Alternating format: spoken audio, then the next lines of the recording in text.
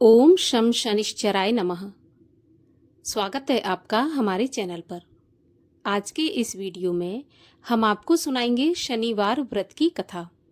इसके साथ ही हम आपको सुनाएंगे हनुमान जी और शनिदेव की मित्रता के पीछे की रोचक कथा। ऐसा कौन सा कारण था जिसकी वजह से शनिदेव और हनुमान जी में मित्रता हुई? इसके अलावा हमारे चैनल पर आपको सभी प्रकार की व्रत कथाएं सुनने को मिलेंगी। तो सभी व्रत कथाएं सुनने के लिए और हमसे जुड़े रहने के लिए आपको केवल हमारे चैनल को सब्सक्राइब करके बेल आइकन पर प्रेस करना है और आज की कथा अच्छी लगे तो लाइक करके शेयर भी करना है। तो चलिए अब सुनते हैं शनिवार व्रत की कथा, परंतु उससे पहले सुनेंगे हनुमान जी और शनिदेव की मित्रता की कथा। शनि ग्रह सबसे क्रोधी और उग्र देवता के रूप में और ग्रह के रूप में माने जाते हैं। शनि ग्रह के प्रकोप से देवता भी नहीं बच सकते और मनुष्य भी नहीं बच सकते, इसीलिए शनि ग्रह उग्र माने जाते हैं। अब शनि देव की और हनुमान जी की मित्रता कैसी हुई, इसके बारे में एक पौराणिक कथा है जो कि रामायण काल की बताते हैं।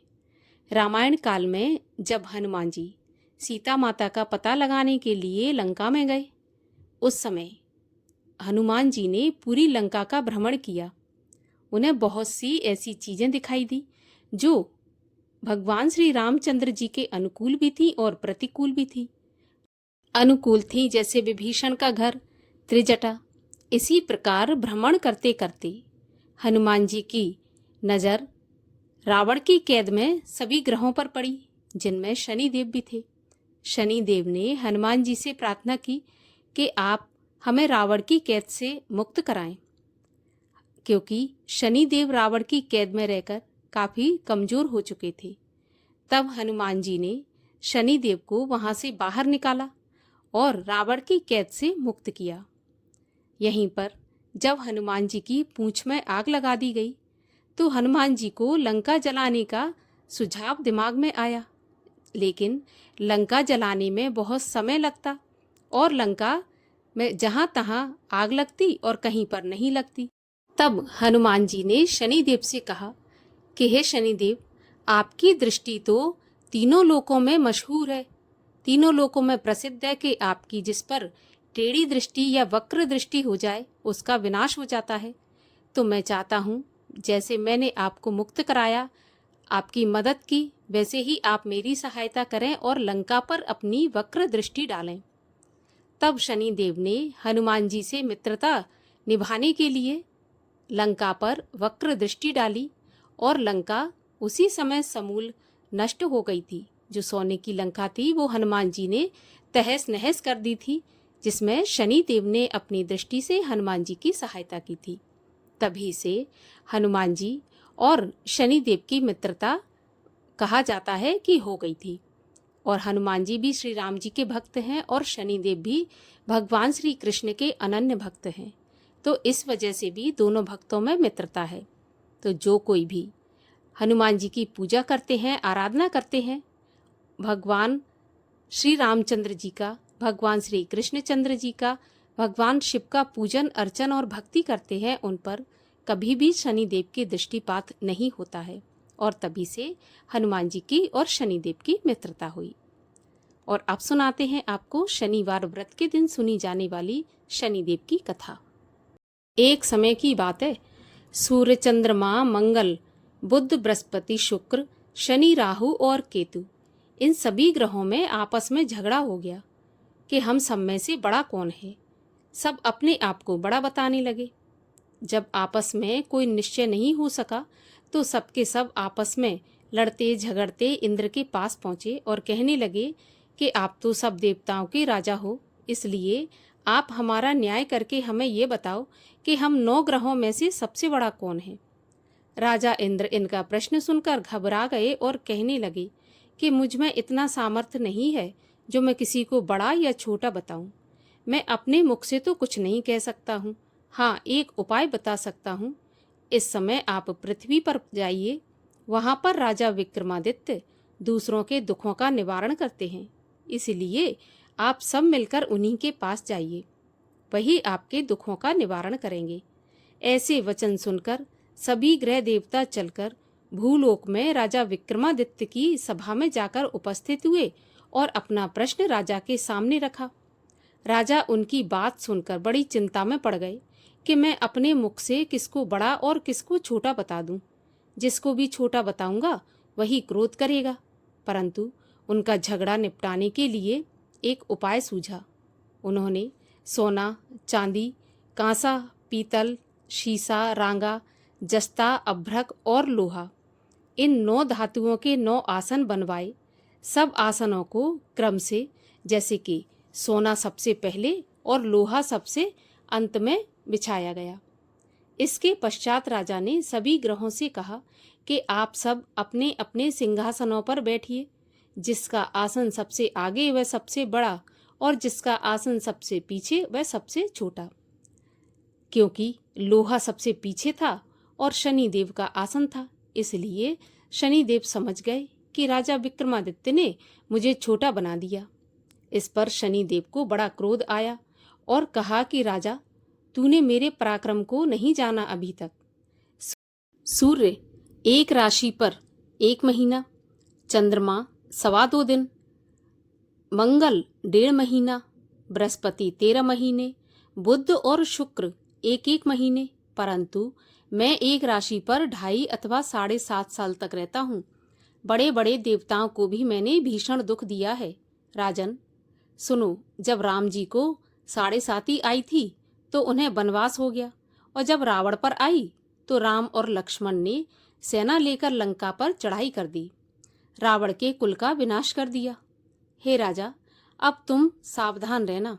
राजा कहने लगा, जो कुछ भाग्य में होगा देखा जाएगा।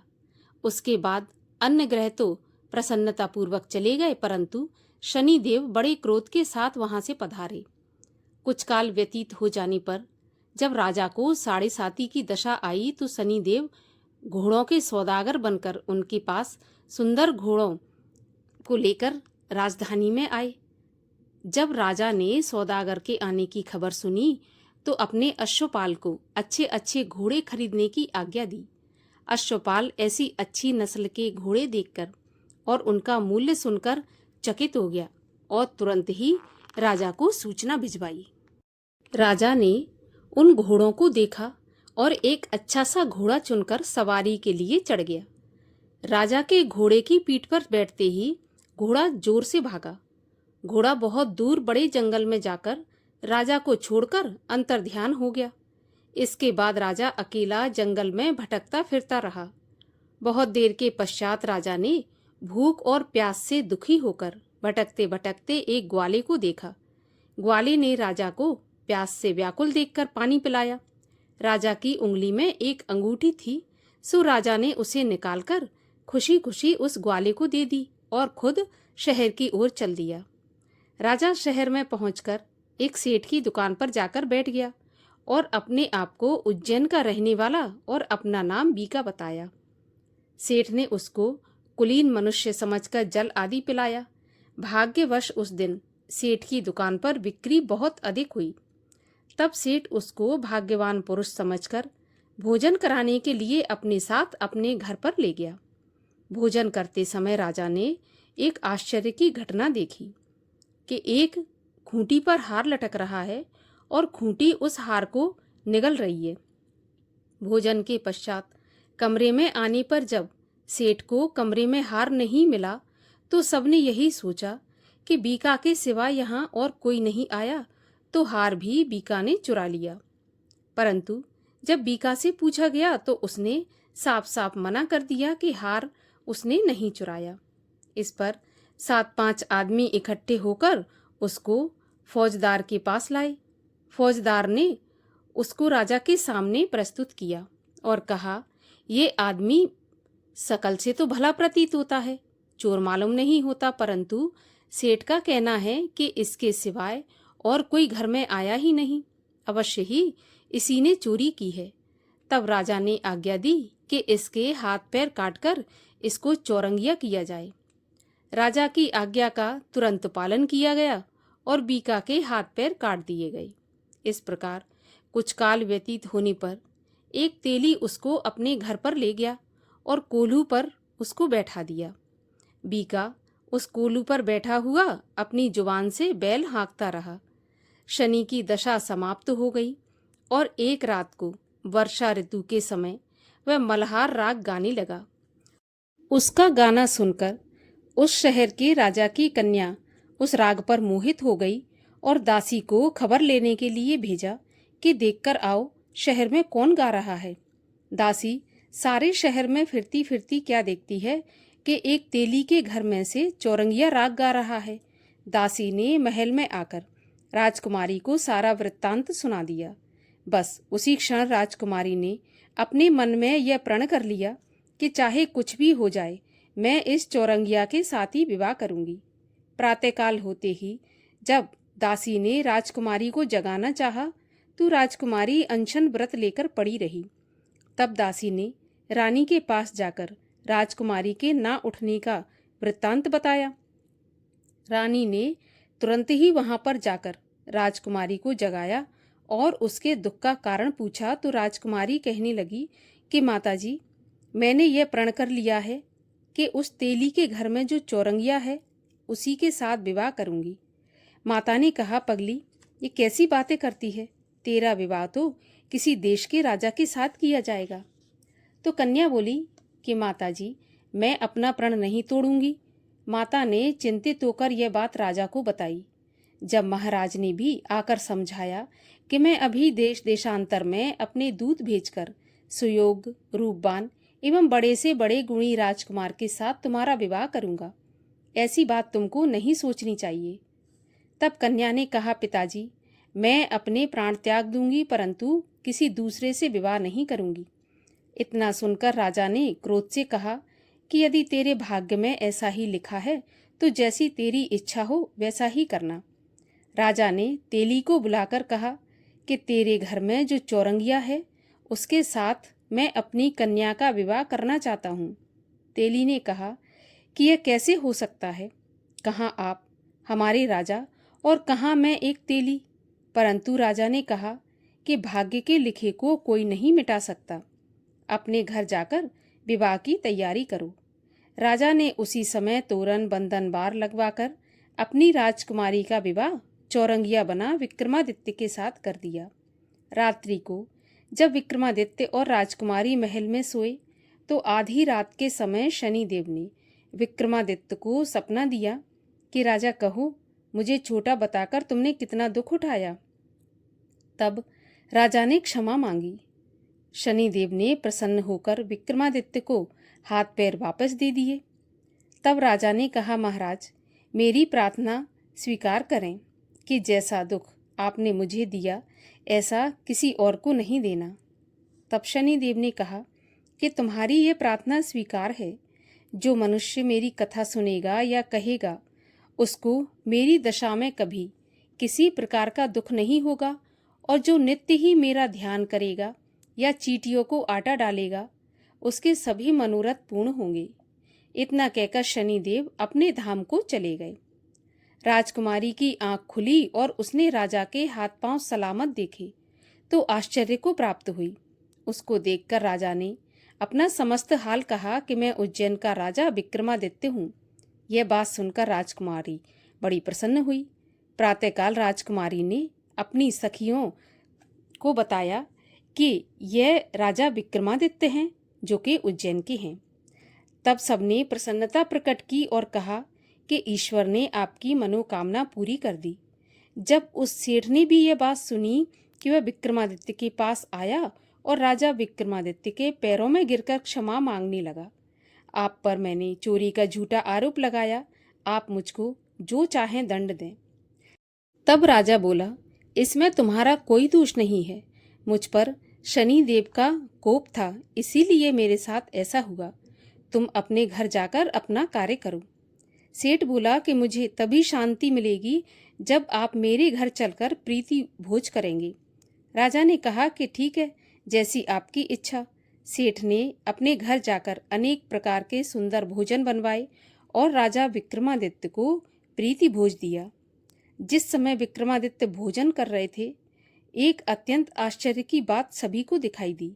जो खूंटी हार पहले निगल रही थी अब वह हार उगल रही है। जब भोजन समाप्त हो गया तो सेठ ने हाथ जोड़कर बहुत सी मोहरें देकर राजा से भेंट की और कहा कि मेरे श्री कंवर नाम की एक कन्या है, सो आप मेरी उस कन्या का पाणी ग्रहण करिए। इस प्रकार राजा ने सेठ की कन्या का पाणी ग्रहण किया और सेठ ने अपनी कन्या का विवाह राजा के साथ कर दिया और बहुत सा दान दहेज दिया। इस प्रकार कुछ दिनों तक वहां निवास करने के पश्चात विक्रमादित्य ने शहर के राजा से कहा कि अब मेरी उज्जैन जाने की इच्छा है। फिर कुछ दिन के बाद विदा लेकर राजकुमारी मनभावनी और सेठ की कन्या श्रीकवरी तथा दोनों जगह के दहेज में प्राप्त अनेक दास दासी रथ और पालकियों सहित राजा विक्रमादित्य उज्जैन की तरफ चल पड़े।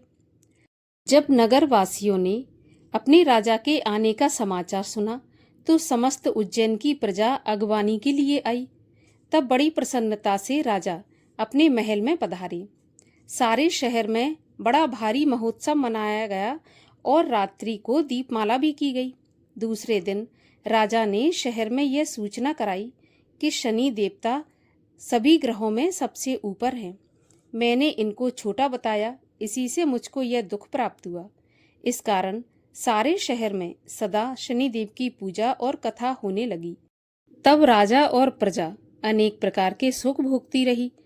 जो कोई शनिदेव की इस कथा को पढ़ता है या सुनता है, शनिदेव की कृपा से उसके सभी दुख दूर हो जाते हैं। शनिवार की कथा शनिवार के दिन अवश्य पढ़ना चाहिए या सुनना चाहिए। बोलिए शनिदेव महाराज की जय। हनुमान जी महाराज की जय।